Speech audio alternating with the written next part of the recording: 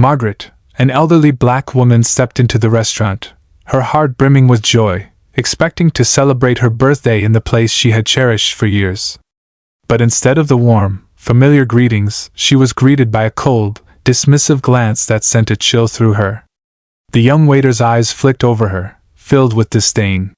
He didn't see an elderly woman deserving of respect. He saw someone who, in his mind, didn't belong. What Margaret didn't know was that this moment of quiet humiliation would soon erupt into a scene that would destroy his career. In just a few short minutes, everything was about to change. The restaurant, usually so comforting, suddenly felt distant. Margaret looked around, the hum of conversation and the familiar clatter of dishes momentarily reassuring her. But her sense of belonging was shaken. This had always been a place where she felt welcome, where her presence was valued. Today, though, something was wrong. She approached the counter where the new waiter stood, his expression tight and irritated, as if her very presence annoyed him. Margaret smiled, though it wavered slightly, trying to push away the unease growing in her chest. "Good evening," she began softly. "I have a reservation under my name, Margaret." The waiter barely glanced up from his notepad. His answer came quickly, flat and devoid of warmth. "There are no tables available." Margaret blinked, surprised by the sharpness of his tone. She had called yesterday to confirm her table. "I called and confirmed my reservation," she said, her voice steady but soft, hoping this was just a misunderstanding. "Could you check again?" He sighed, long and loud, his frustration evident. He crossed his arms over his chest and met her gaze with a smirk that barely concealed his contempt. "I said," he repeated, his words cutting through the air, "there are no tables available." Margaret's heart sank. It wasn't just the words, it was the way he looked at her. She recognized that look all too well. It was the same look she had faced her whole life, the silent message that said, "You don't belong here." The familiar sting of rejection settled deep in her chest, but she stood still, not yet ready to leave. Something in her refused to give in so easily. After all, this place had always been her safe haven. Why should today be any different? Margaret stood there, rooted in place, her heart racing. The humiliation simmered beneath her skin, but she refused to let it show. She took a breath, her voice calm yet firm. "I've been a customer here for years. I know the staff. I've celebrated countless occasions in this restaurant. Perhaps there's been a misunderstanding." But the young waiter barely reacted. His eyes flicked over her again, that same smirk curling the edges of his lips. "Like I said," he snapped, "we're full. There's no place for you." The words struck harder this time, and Margaret's stomach twisted. She had heard those exact words before, spoken in different ways, but always carrying the same weight of rejection. It was the unspoken rule she had lived with for so long: you don't belong. Margaret felt a familiar ache rise in her chest. She had fought this battle all her life. For a moment, the tiredness of it all weighed on her, but something deeper stirred within her, a refusal to be invisible, to be dismissed so easily. "I don't think you understand," she said, her voice growing more resolute. "I have a reservation. And I'd like to speak with someone in charge, please." The waiter's smirk deepened. He leaned forward slightly, his arms still crossed over his chest, clearly emboldened by Margaret's rising frustration. "There's no point," he said, his voice dripping with sarcasm. "You can wait all night if you want, but it won't change the fact that we have no room for people like you." "People like you." The words hung in the air, sharp and heavy, twisting the knife further. Margaret's chest tightened with a rush of indignation. She had heard this before, in different shops, in offices, even as a child in school. It was the same judgmental tone, the same cold dismissal she had fought against all her life. But now, here it was again, right in the very place she had once found comfort. A few heads in the restaurant began to turn. Whispered murmurs rippled through the nearby tables, but no one stepped forward. Margaret felt their eyes on her, watching her, but staying silent. Their silence felt almost as loud as the waiter's words. Would they just watch her endure this? For a moment, she considered leaving. Wouldn't that be easier? Just walk out, avoid the conflict, and let the bitterness fade over time. But deep down, Margaret knew better. She had spent her life standing up for herself, for her son, for the dignity that was denied to her too many times before. If she walked out now, she'd be letting this young man, this world, win. So instead, she straightened her back, lifted her chin, and met his gaze head-on. "I'll wait," she said quietly but firmly. "But I won't be leaving until someone explains why I'm being treated like this." The air in the restaurant seemed to thicken with tension. Margaret's calm but firm response had drawn more attention than she expected. Heads turned, eyes watching, and yet no one intervened. She could feel the weight of their stares, the silent bystanders, observing but not acting. That feeling was familiar too, the burden of always having to stand up alone. Margaret, however, wasn't about to let this slide. She met the waiter's gaze with unwavering resolve. "I'd like to speak to the manager," she said, her voice steady but edged with the weight of years of unspoken frustrations. The waiter's smirk faltered, but only slightly. With a dismissive shrug, he walked toward the back, muttering something under his breath. Margaret couldn't make out the words, but she knew the sentiment. She had heard it before. People like her weren't meant to make demands, to insist on their rights. But she had learned long ago that staying silent only fed the injustice. She wasn't young anymore, but she was still strong. Margaret stood tall, despite the growing tightness in her chest. "This isn't about one table," she reminded herself. "It's about dignity. It's about respect." Several minutes passed, long and uncomfortable, with the restaurant buzzing around her like a world that no longer recognized her presence. Finally, a man appeared from the back, middle-aged, silver-haired, wearing a manager's suit. His expression was polite, but his eyes betrayed something else, a flicker of hesitation, perhaps. Discomfort. He had likely been briefed on the situation, and Margaret could see it in the way he approached her, cautiously, as if walking a tightrope. "Good evening, ma'am," he began, his voice rehearsed. "I'm Robert, the manager. I understand there's been an issue?" Margaret held her ground. She was not here for pleasantries. "Yes, there's an issue," she replied, her voice firm but not raised. "I made a reservation. I confirmed it myself yesterday. But your staff here," she gestured toward the waiter, "has decided that there's no table for me." The manager's eyes shifted, a brief glance at the waiter who now stood behind the counter, pretending to be busy but clearly watching. "I see," Robert said carefully, his face tensing as he tried to remain composed. "I'll have to check our system." Margaret's patience was wearing thin, but she maintained her composure. "I'd appreciate that," she replied, though the bitter taste of being brushed aside yet again was hard to ignore. She had been here too many times before, fighting the same battles. How many more times would she have to stand up just to be treated like anyone else? The manager turned to his computer, his fingers tapping the keys methodically, but Margaret already knew what this was. Stalling. Evasion. The same old tactics. A few more moments passed, the atmosphere thick with silent tension. Finally, Robert straightened up, giving Margaret an apologetic smile that didn't quite reach his eyes. "It seems we don't have your reservation in the system," he said. Margaret's jaw clenched, but she kept her voice calm. "That's not possible," she said slowly. "I spoke with someone yesterday. I confirmed it myself. This is not the first time I've come here, and it's certainly not the first time I've been treated like this." The words hung in the air, sharp and clear. The manager hesitated, sensing the shift in the room. Conversations had quieted, and the few customers who had been pretending not to listen were now fully tuned in, their eyes darting between Margaret, the waiter, and the manager. Robert swallowed, his calm demeanor cracking just slightly.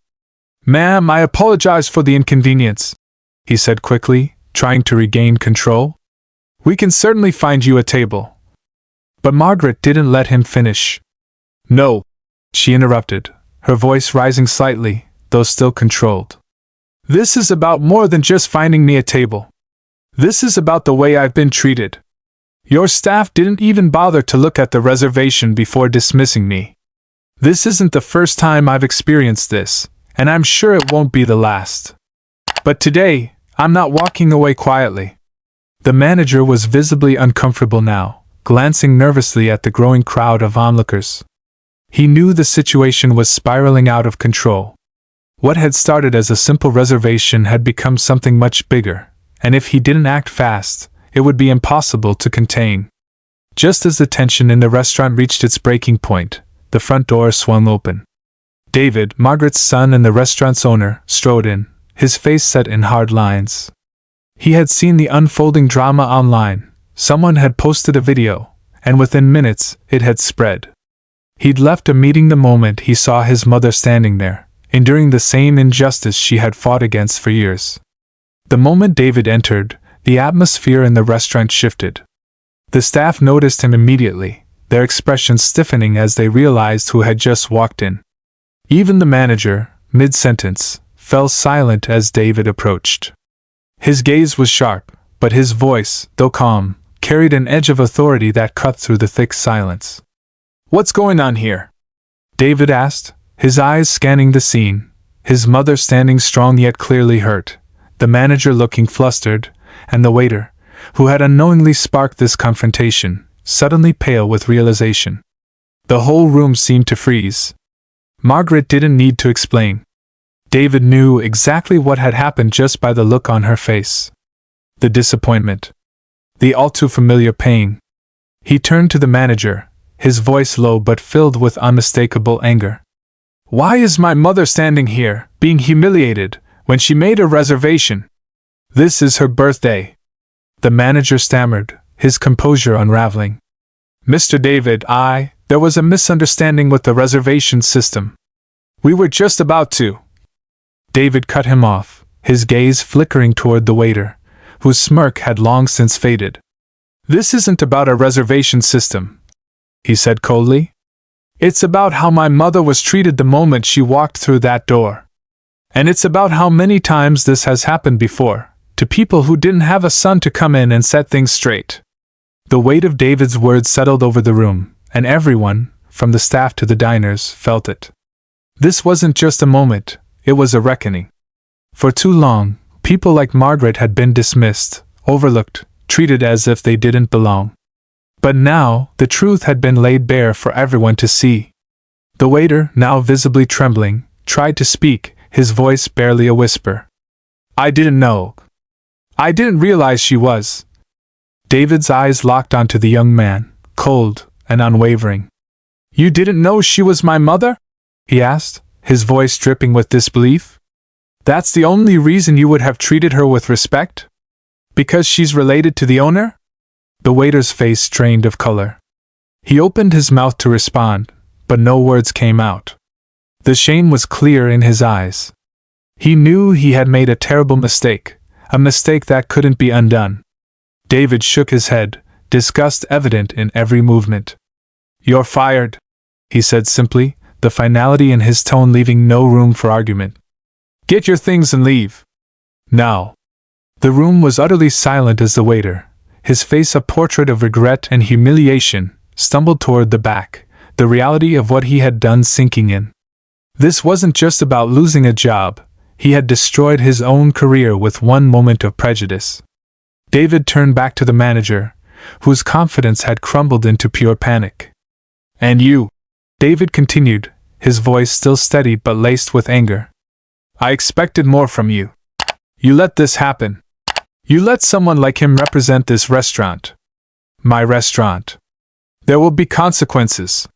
The manager swallowed hard, nodding but unable to meet David's gaze. He knew that this incident would haunt his career, possibly end it, depending on what David decided next. But David's focus shifted back to his mother.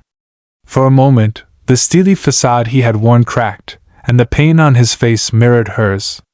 He had built this restaurant with the intention of making it a place where everyone was welcome, where no one would ever feel like they didn't belong.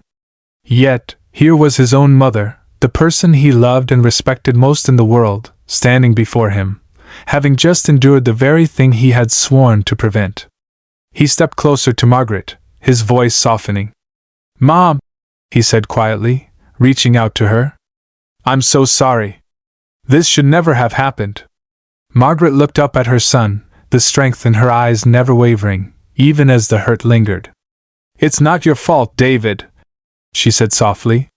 "But it is your responsibility. You know that, don't you?" David nodded, his heart heavy. He knew what she meant. It was his duty now to make things right, not just for her, but for everyone who had ever been turned away, dismissed, or made to feel small. This was more than just a family matter. It was a reflection of something far greater, something that had to change. And that change would begin today. The weight of what had just transpired hung in the air. The restaurant, usually filled with laughter and conversation, now stood in stunned silence. But Margaret, standing beside her son, remained a symbol of quiet strength. This wasn't the first time she had faced this kind of treatment, and sadly, she knew it wouldn't be the last. But this time, something was different. This time, she wasn't alone in her fight. David, still standing by her side, turned toward the restaurant, addressing the staff and the remaining customers who had witnessed the confrontation unfold. His voice, though calm, carried a new sense of purpose. "What happened today will not be forgotten," he began, his eyes scanning the room. "And it won't be swept under the rug. My mother deserves better, and so does every person who walks through these doors." He took a breath, steadying himself, knowing the gravity of what he was about to say. This restaurant was built on the idea that everyone, regardless of their background, race, or appearance, should feel welcome. And yet today, we failed that promise. David paused, glancing back at his mother. The hurt in her eyes was still there, but so was her unwavering determination. It reminded him of every lesson she had ever taught him. Justice isn't something that's handed to you. It's something you fight for. Turning back to the room, David continued, his voice firmer now. "From this day forward, we will be making changes. There will be new policies in place, ones that ensure no one ever experiences what my mother went through today. Our staff will be retrained. We will review how we hire, how we treat our customers, and how we handle complaints. This will not be a place that tolerates disrespect, discrimination, or exclusion ever again." The crowd remained silent, but there was a shift in the air, a shared understanding that this was more than just about one woman's mistreatment. It was about the need for deeper, more meaningful change. And in that silence, something powerful began to stir: hope. Margaret watched her son with pride. She had always known that David was a good man, a just man. And now, as he stood before the restaurant, taking responsibility not only for his staff but for the culture that allowed this to happen, she saw a glimpse of the future he was determined to build. A future where no one, especially people like her, would ever be made to feel lesser again. As David finished speaking, a murmur of approval rippled through the room. Some of the customers nodded, others clapped softly, understanding the significance of the moment. One by one, they began to rise from their tables, approaching Margaret and David with quiet words of support and solidarity. An elderly couple approached Margaret first. The woman placed a gentle hand on her arm, her voice soft but filled with empathy. "What you went through today, it wasn't right. We're so sorry. No one should be treated like that." Margaret nodded, her heart warmed by the gesture.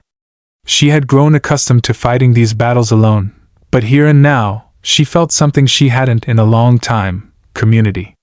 These people, some strangers, others familiar faces, were standing with her. David, noticing the small but growing crowd around his mother, smiled faintly. This was the beginning of change, not just in the restaurant, but in the community itself. He looked back at Margaret, his eyes softening. "Mom," he said quietly, "I'm going to make this right.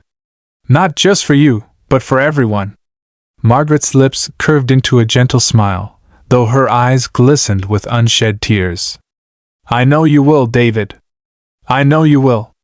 They stood there for a moment, mother and son, united not just by family but by the shared struggle they had both faced throughout their lives. In that moment, Margaret realized that her fight had not been in vain. Her son was the future, and with him, change would come. As the last of the customers approached to show their support, David called his staff together. "Tomorrow," he began, "we start fresh. We rebuild this place into what it should have always been, a place where everyone belongs. We'll set new standards, and we'll make sure that no one, no matter who they are, ever feels unwelcome again." The staff nodded, some still shaken by the day's events but all understanding the gravity of what David was asking. This wasn't just about the restaurant anymore, it was about setting an example. Margaret, feeling the strength return to her, straightened up, standing taller than before. She had endured the sting of rejection, the quiet humiliation, but she had not been broken. And now, as she looked at her son, the staff, and the community around her, she knew something important had happened today. This wasn't just a victory for her, it was a victory for everyone. As they prepared to leave, Margaret glanced back at the restaurant one last time.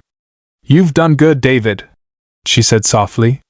"You're going to make this place better. For everyone." David smiled, placing a hand gently on her shoulder.